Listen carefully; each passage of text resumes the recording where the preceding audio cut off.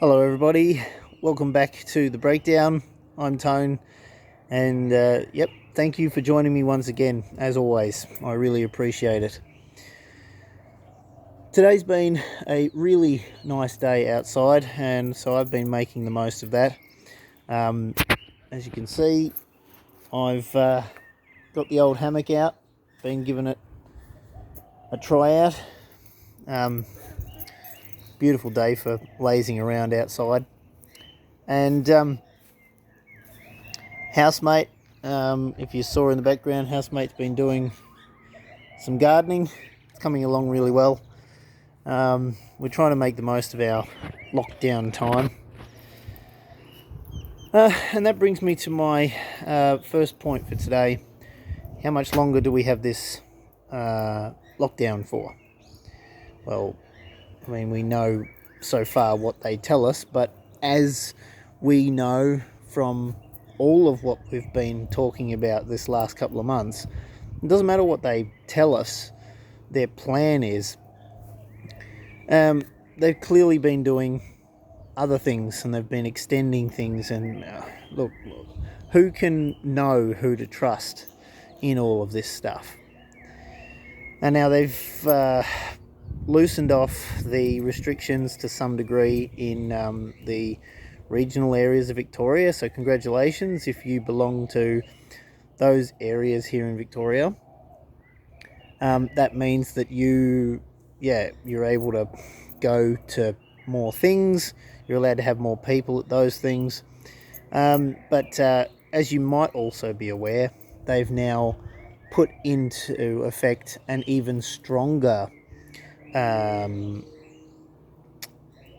restriction process or border around Greater Melbourne to keep people inside Melbourne unless they've got a really, really good, legitimate reason to be going out from Melbourne. Now, I'm hoping by now there are more and more people realising that just what governments are able to put into place if they deem it necessary. It doesn't really matter whether it's necessary. If they deem it necessary, they can do it. They can lock down borders between states. They can impose more restrictions on border communities even though there was no cases of COVID there. They can lock a whole city down like they have done to Melbourne. As I spoke about in my last video, the world's watching Melbourne right now, Victoria, but they're watching Melbourne in specifics. Like, they're looking at Melbourne and going, right, this is what a Western country can look like. Government will do this if they deem it necessary. So I'm hoping people are waking up to what this really actually is. There's plenty going on, and I hope no one's blindsided by something that can come later, because this is a really good indicator to what we can expect.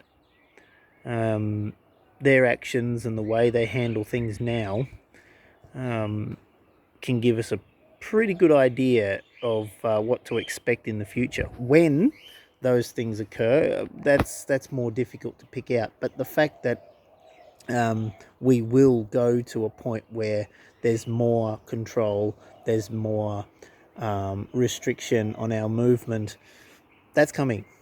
And we really, it's no good being naive now about that. That's a fact. That is coming. And we've got a early look at what that can look like. And Melbourne is the case study. Melbourne is the case study, definitely. So I hope that you're having conversations with other people about this stuff.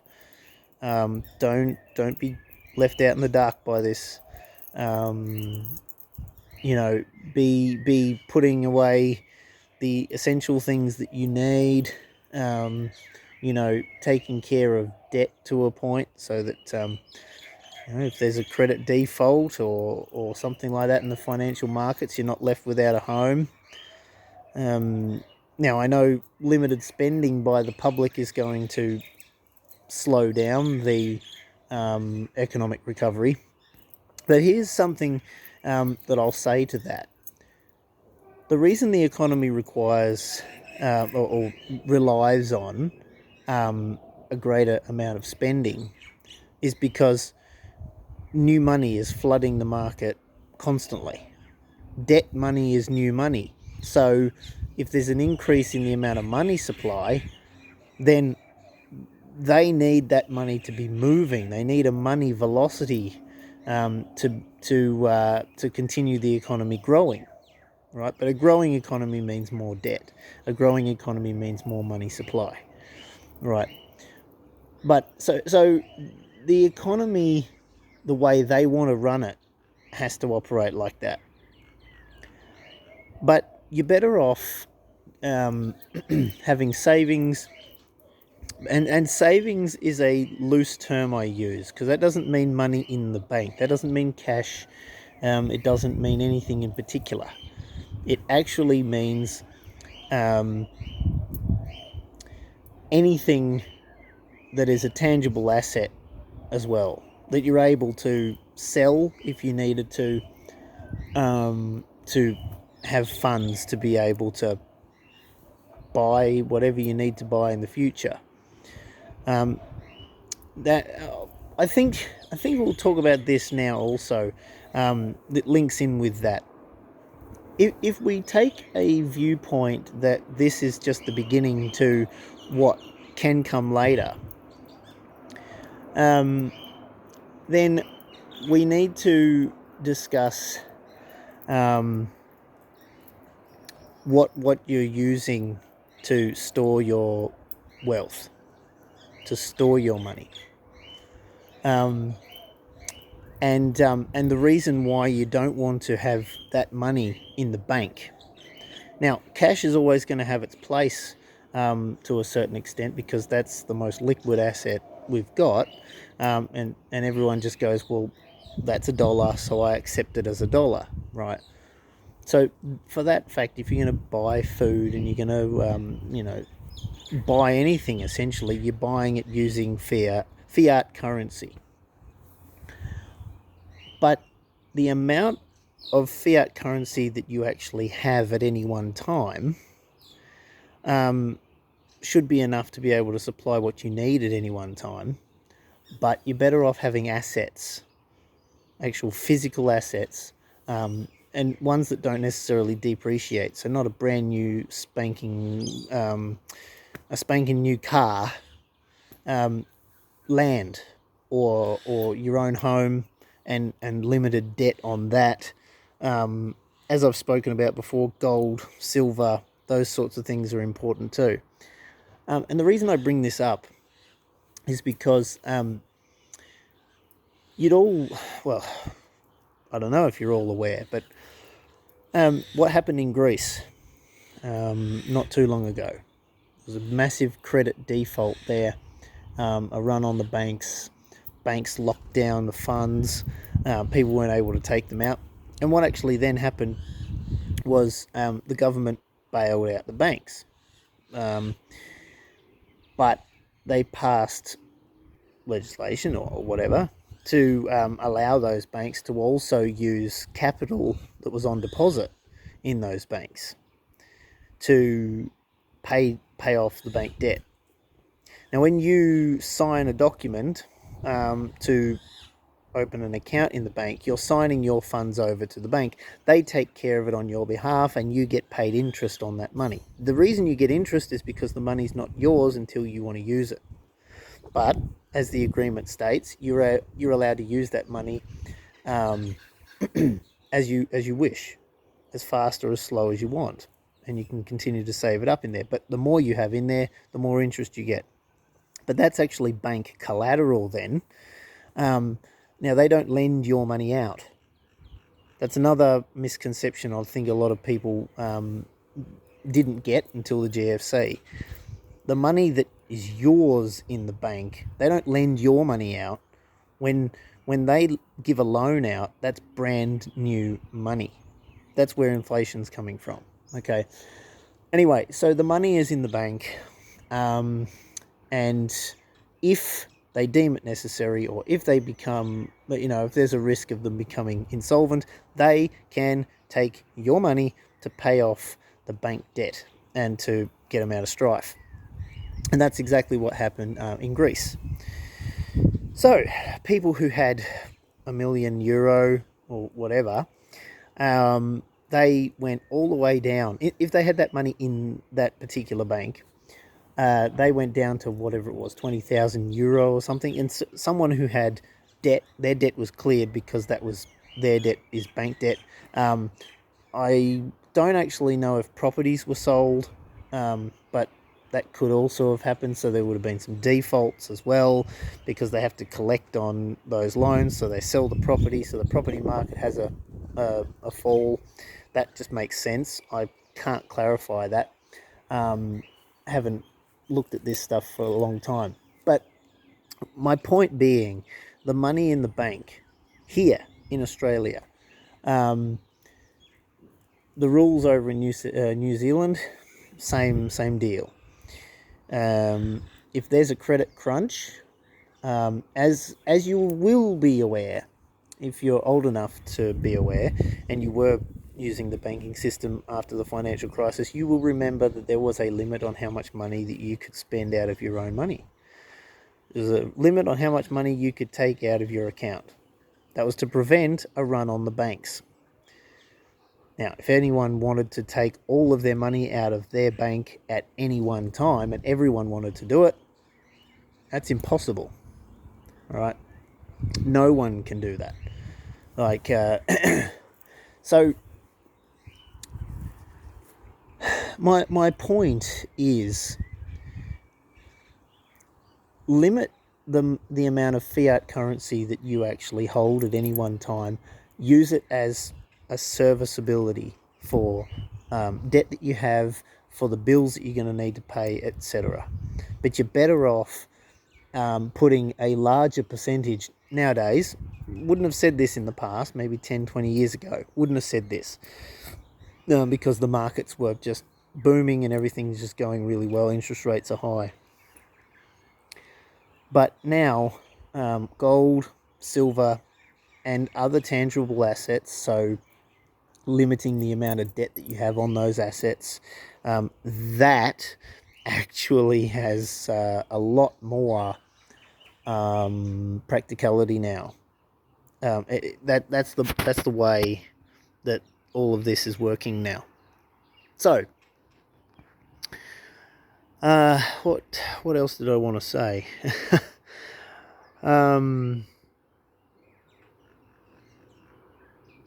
Well, moving forward, it's going to be easier. I believe it's going to be a lot easier to buy and sell your gold and your silver. I think people are starting to wake up to it being a store of wealth. Don't be put off by the gyrations in the price. Gold up, gold down, silver up, silver down. Don't worry about that, because if something really goes wrong with the financial market, gold and silver will reveal its true value, because that's where people will go. They will move to those assets, and that's when the real true price will be reflected. It's manipulated to Billio.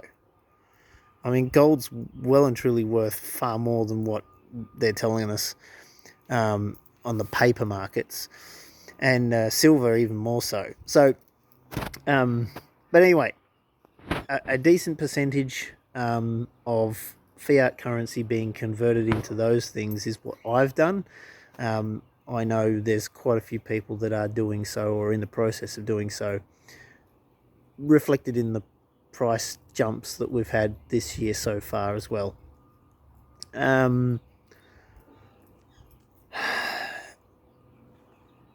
Understand that the debt system is, it's a robbery. It's a robbery under our noses.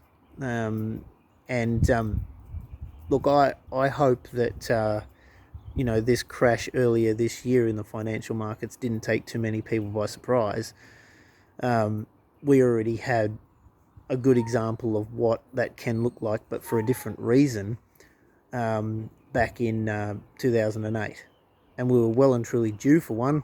And of course, then we have a global pandemic.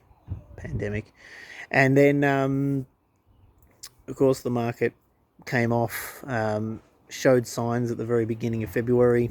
That's it. It was time to be out of the market at that point. And it was only, the end of March, and it was time to pile back in again. But that's the gambling of the markets and how easily the markets are manipulated, because the markets are, ridiculously high. We've just had news come out, in the last couple of days saying that the unemployment rate has dropped down to 6 point something percent. Well, baloney.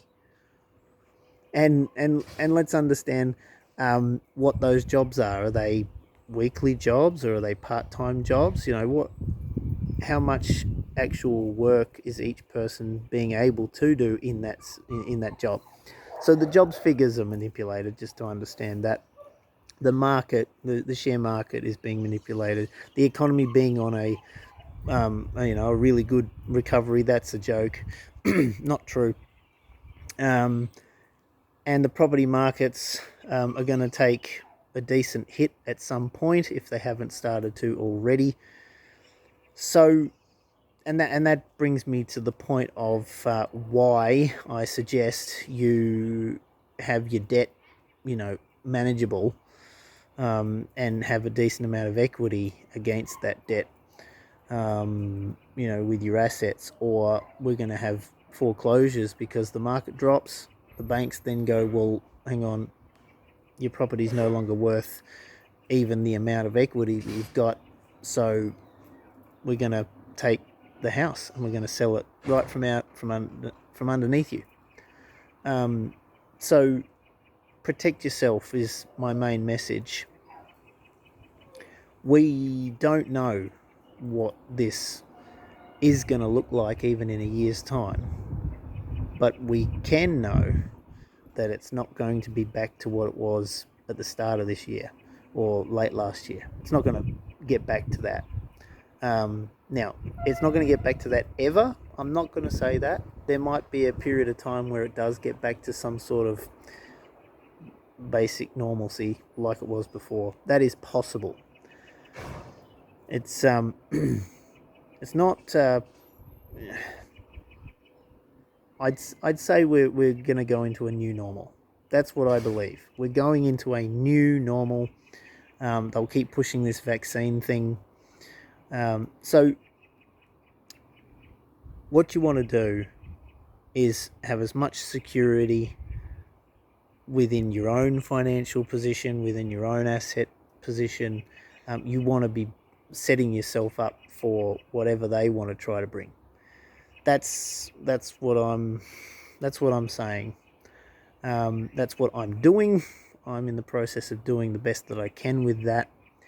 But just understand that it's not out of the realms of possibility where the banks come under pressure and they use your money that you've got on deposit to clear their debts.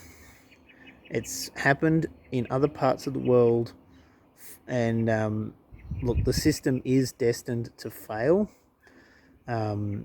Kick the can down the road, blah, blah, blah, as far as you like. It just keeps going. But the financial system is destined to fail, but at the point that it does fail, there will be one set of winners, and there will be those that own everything.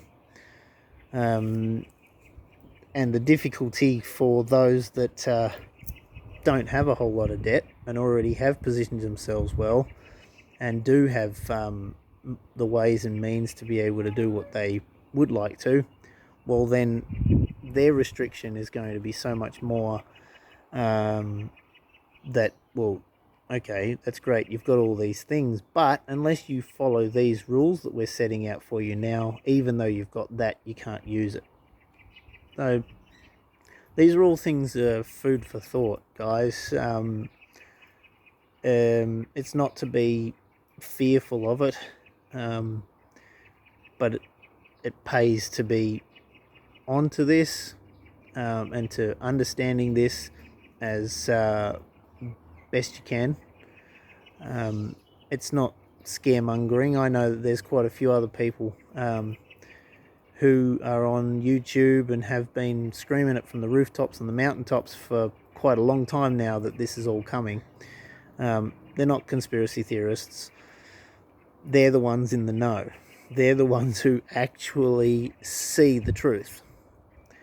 The vast majority just seem to be going about their lives as if nothing has changed. And this year, a lot has changed, because now there's a better idea of just what their agenda actually is and how it looks and how they intend to move forward with enforcing that agenda.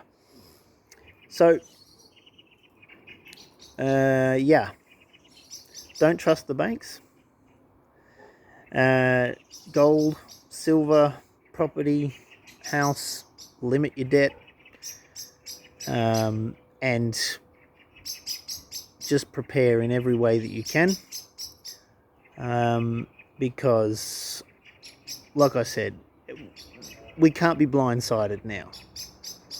The way that everything has panned out over this year, and the look that we got at how everything was back 12 years ago, and the amount of time that it took to recover from that.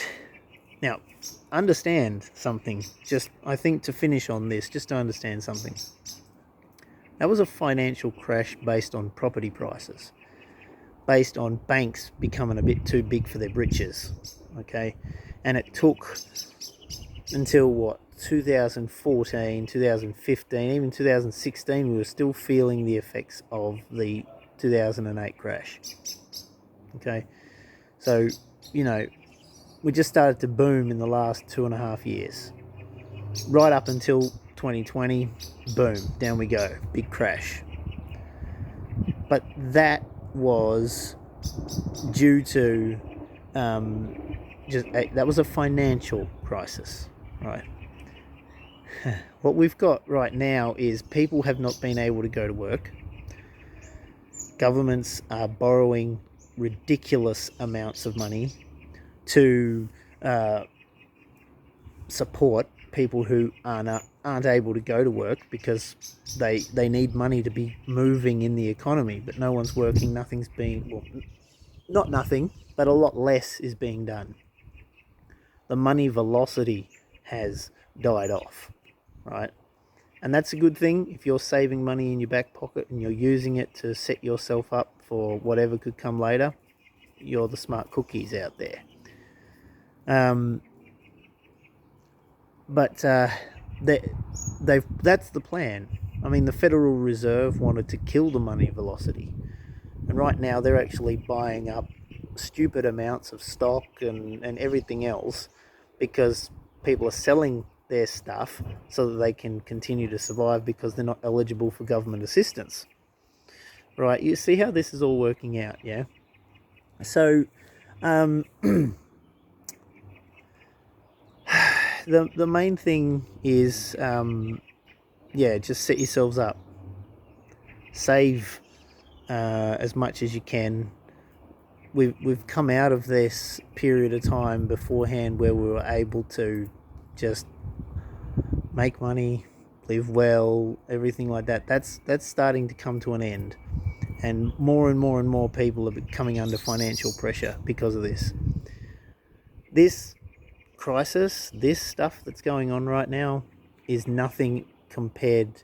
What happened in 2008, and the flow-on effects from that is nothing compared to what we're going to have in the next decade here, because the debt bubble has just inflated to a ridiculous proportion in comparison to what it even did as a result of the GFC.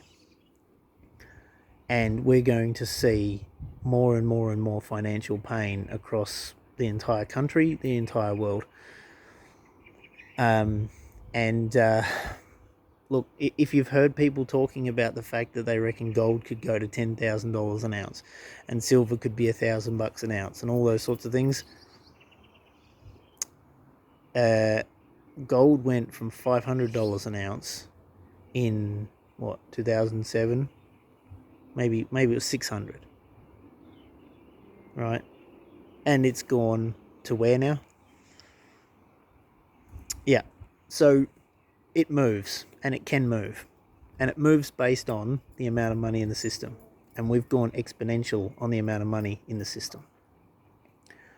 These things are important to understand if you want to be able to weather the coming financial storm, to weather the potential difficulty that goes with that.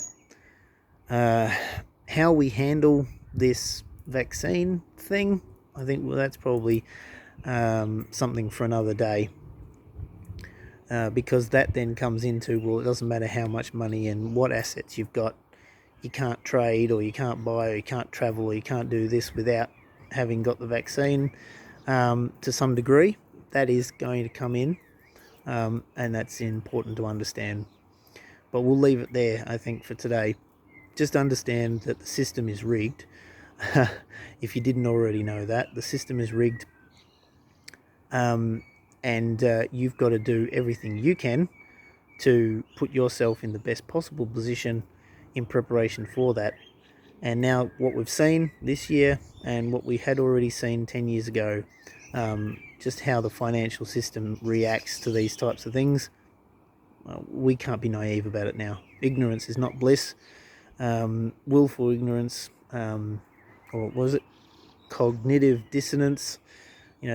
Don't be in that camp. Do your research. Verify what I've been telling you. Again, I'm sharing this with you to pique your interest, to get you to think about it. That's my role here. I'm already across a lot of this stuff, and I'm just speaking out to let you guys know so that you've got something to think about. But do your own research. Always verify what other people are telling you. Okay, don't be like the sheep that sit down at the end of their workday, turn on the TV, especially ABC News, and they sit there and they just listen to it and go, oh no, that happened, and oh yeah, this means this, and oh yeah, that means that, and they never verify it. They just get up in the morning and go back to work. Don't do that. Don't do that. We've all got one of these. We've got two of these, and we've got two of these. Really think through things. Really take it all in. Even if someone says something that you think is absolutely crazy, give it enough time to verify that it is crazy, and then let it go. All right, that's the main thing. Don't just palm it off. Don't just that's not going to do you any good. It's only going to put you under an increased amount of pressure when you actually realise that those that seemed like they were loonies were actually the ones who've built their ark, and the flood comes and they survive. That's it, guys. Thank you so much for joining me on the breakdown. I really appreciate it. If you like the video, please like it. If you want to share the video, that would be great also, because the more people that wake up to what's going on and prepare themselves, the better. That's the only reason why I'm doing this stuff. I want people to realise the truth. I want people to have the chance to prepare themselves for what's coming. I don't want to hear too many people going, oh no, I wasn't ready for this and now I'm drowning. I don't want to hear that. I want everyone to win. That's my main goal. Everyone's got to win. Subscribe to my channel if you haven't already and this is your first video. Please check out my other videos. I would like to think there's some good value there for you to get out of those videos as well. Like, share, subscribe, and look, next time will be a brand new topic. We'll probably have a little bit of a little bit more of a discussion about this vaccine and the restrictions that could be linked to that on what we're allowed to do and what we're not allowed to do. And until then, God bless. Bye for now.